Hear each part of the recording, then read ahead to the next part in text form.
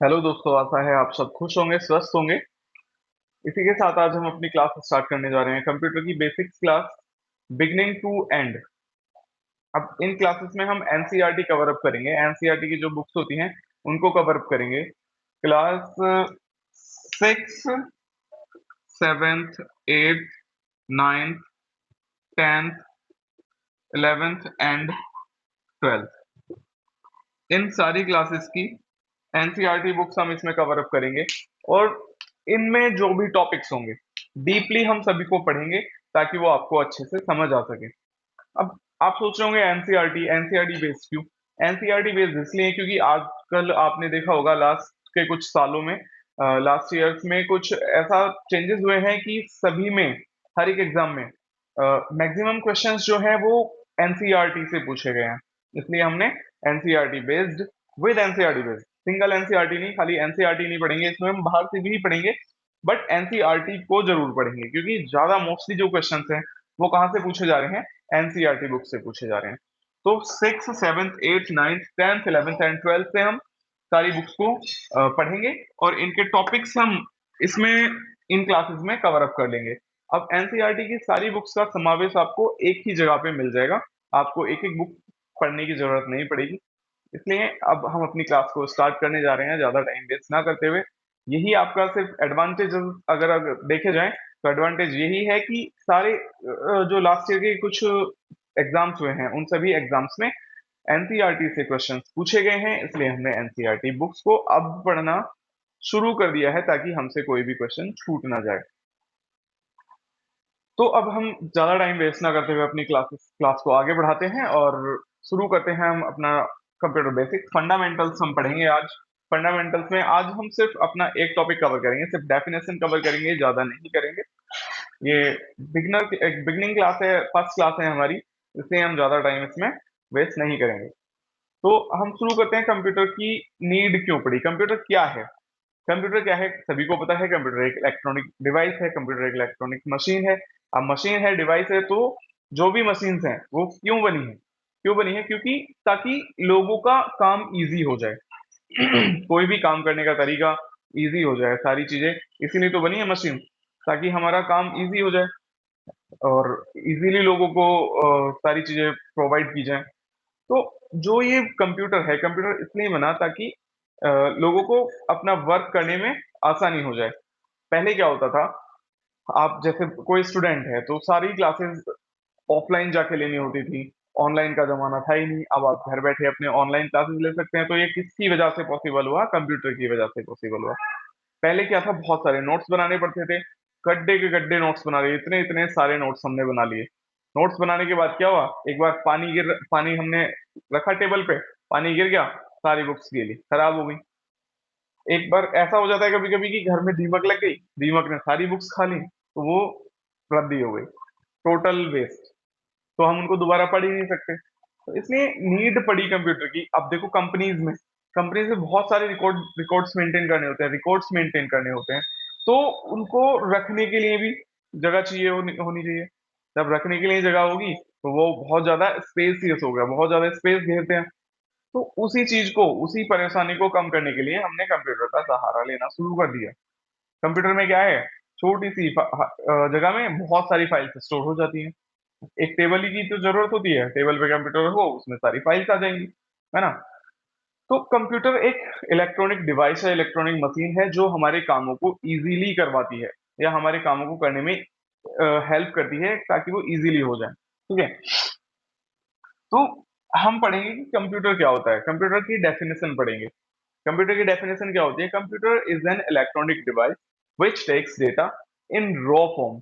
Raw form mean, raw form होता है कि एक रॉ डेटा, कच्चा डेटा बोल सकते हैं उसको, कि कच्चा डेटा होता है जो अभी प्रोसेस नहीं हुआ है।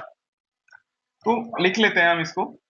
चैप्टर 1 है ये हमारा, एनसीईआरटी बेस्ड टॉपिक्स होंगे। फोर, ये सभी एग्जाम्स के लिए हमारे बेनिफिशियल होंगे बहुत ज्यादा। तो डेफिनेशन हम लिख लेते हैं।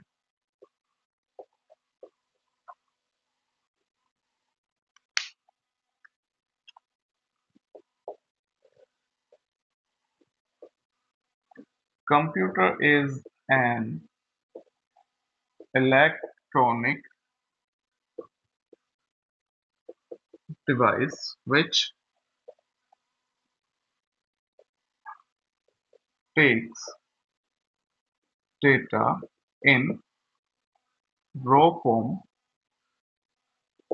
and after processing it will gives us a meaningful full result। क्या है कंप्यूटर? एक इलेक्ट्रॉनिक डिवाइस होती है, सभी को पता है कंप्यूटर इलेक्ट्रॉनिक डिवाइस होती है which टेक्स डेटा। वो डेटा किस में लेता है? डेटा लेता है किस में लेता है? रो फॉर्म में लेता है। रो फैक्ट्स एंड फिगर्स होते हैं जो हमारे अभी किसी यूज के नहीं होते, उस फॉर्म में डेटा लेता है और उस डेटा को प्रोसेस करने के बाद हमें क्या देता है? वो एक मीनिंगफुल रिजल्ट देता है। मीनिंगफुल रिजल्ट देता है, यही कंप्यूटर का काम होता है, ताकि वो हमें meaningful result they. Meaningful in the sense कि वो हमें उल्टा सीधा रिजल्ट ना दे। मान लो हमें कैलकुलेशंस करनी है हमारी, क्योंकि हमारी कैलकुलेशंस को इजी करता है। कैलकुलेशंस को इजी कैसे करता है? क्योंकि वो हमारे पास एक्सेल होना चाहिए, एमएस एक्सेल, तो हम उसमें बहुत सारी कैलकुलेशंस अपनी इजीली कर लेते हैं। तो मीनिंगफुल इन द सेंस, अगर हमने प्लस करना है 20 + 20 तो ये 41 दे, तो ये मीनिंगफुल थोड़ी हुआ, मतलब रॉन्ग है। तो कंप्यूटर क्या करेगा? हमेशा ही वर्क करेगा 20 + 20 40 ही देगा। ये हमारा क्या है? ये मीनिंगफुल रिजल्ट है। मीनिंगफुल रिजल्ट है ये। अगर ये 41 देगा तो गलत है, इसका हमें कोई बेनिफिट ही नहीं है। अब बेनिफिट नहीं है तो हम इसका क्या करेंगे? कुछ नहीं करेंगे, इसका थोड़ा ना अचार डालेंगे। तो मीनिंगफुल रिजल्ट देगा तभी तो कंप्यूटर कहेगा। तभी तो हम इसको कहते हैं कि ये हमेशा करेक्ट रिजल्ट देता है, ये कभी भी गलतियां नहीं करता। हम बोलते हैं ना कि कंप्यूटर कभी गलती नहीं कर सकता, गलती नहीं कर सकता, तभी तो हम इसको कहते हैं कि मीनिंगफुल रिजल्ट दे। मीनिंगफुल ही देगा। तो जो कभी गलती ना करे वो कंप्यूटर है। अगर गलती करेगा, कौन करेगा? ह्यूमन बींग्स करेगा, इंसान गलती करेगा। अगर वो इसको डेटा ही गलत दे दे, डेटा गलत दे दे 20 + 21 तो ये देगा। बट एक्सपेक्ट हम क्या कर रहे हैं? एक्सपेक्ट इसको कर रहे हैं।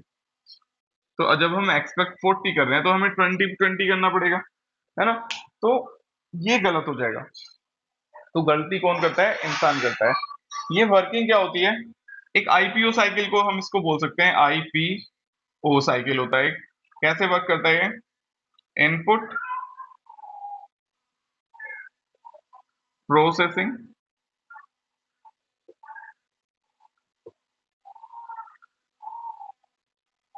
और आउटपुट।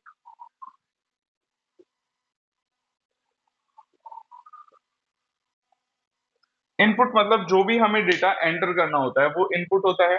इनपुट मतलब ये क्या होता है? रॉ फैक्ट्स एंड फिगर्स होती हैं। ये होते हैं रॉ फैक्ट्स एंड फिगर। अब ये इस डेटा को यहाँ लेके जाएगा, प्रोसेस करेगा। प्रोसेस इन द सेंस, मान लो हमें खाना पकाना है, चाय बनानी है। तो चाय बनानी है तो हमें उसको, उसके लिए पानी चाहिए, चाय चाहिए, दूध चाहिए, गैस चाहिए, ताकि हम उसको प्रोसेस कर सकें, उबाल सकें। तो ये हो गई यहाँ पे प्रोसेसिंग। प्रोसेसिंग के बाद जब हमें वो डेटा देगा, मीनिंगफुल रिजल्ट देगा, आउटपुट देगा, तो आउटपुट क्या होगा? हमारा चाय बन के तैयार हो जाएगी। तो वो हमारा क्या होगा? आउटपुट होगा। आउटपुट होना चाहिए मीनिंगफुल। आउटपुट, ये जब रॉ डेटा हमारा प्रोसेस हुआ, प्रोसेस होने के बाद यहाँ जाएगा, तो ये होना चाहिए मीनिंगफुल रिजल्ट।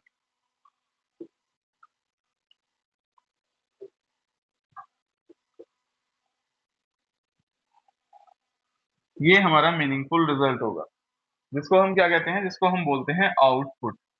तो यहाँ पे ये रॉ डेटा को प्रोसेस करके, इसको रॉ डेटा को प्रोसेस करेगा, फिर मतलब पक गया। डेटा कच्चा था अभी, यहाँ पे डेटा कच्चा होगा, ये पका डेटा। तो यही, अब इस क्लास को हम यहीं पे एंड करते हैं। आज के लिए इतना काफी है। Thank you.